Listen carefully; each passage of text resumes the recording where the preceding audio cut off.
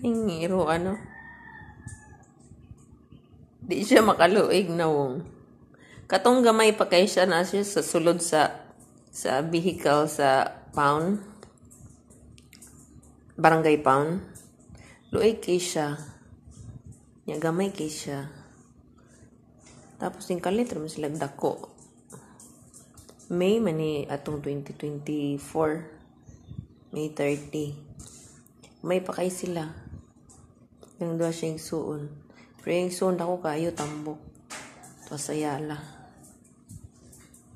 Tapos siya, na-adapt siya. Pero yung nag-adapt sa kanya, sinabihan ko pag di kaya sa uli. Kasi wala akong trust. Kaya after 3 days, isinauli siya. Tapos hindi ko na rin siya pina-adapt kasi takot siya. Like magdala ka ng plastic. Takot siya. Dala ka ng galon. Tatakot siya. Dala ka ng chopping board. Tatakot siya. Paano na lang yung pupuntahan niya? Di mawala siya. Ayan na. Ay! Nihawa ka din sa akong video. Stay! Come on. Sit. Di naman siya kabalo. Come. Sit. Betty, sit. Sit. Tanawa, di siya kabalo. Mora na yung nahibalaan. Basta pag inanaon siya, muha na din siya. Kapoy man magkuhan. Kapoy man mag-train. Sensya na sa tissue.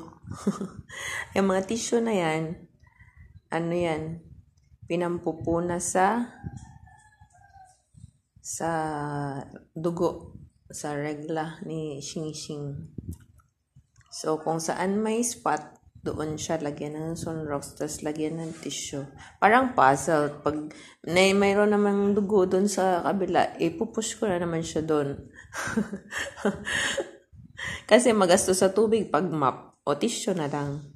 Lagyan ng yung mixture ng Sunrox tsaka tubig tsaka dishwashing liquid.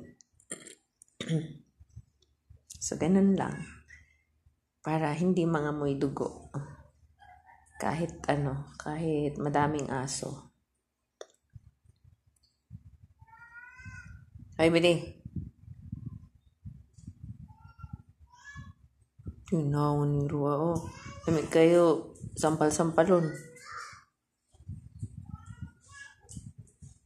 Napaisin yung doon, Sila na murag na kaon. Mutingog na gani ng baso o kutsara, bisig nagkapirata mo. Atong dayon. Buyan ako siya karon sa cage kay naraman ko ikitrabaho sa cellphone. So, gibuyan ako siya.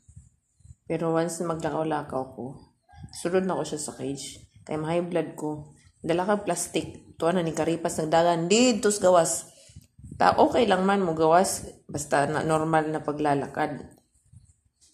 Hindi yung tatalsik yung mga bato.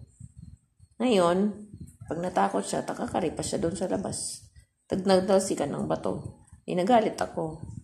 O di napato siya, na-high blood ako. So, para walang ganon, pasok siya sa cage habang parito ako sa ginagawa ko. O, diba? Ayan, tutulog lang lagi.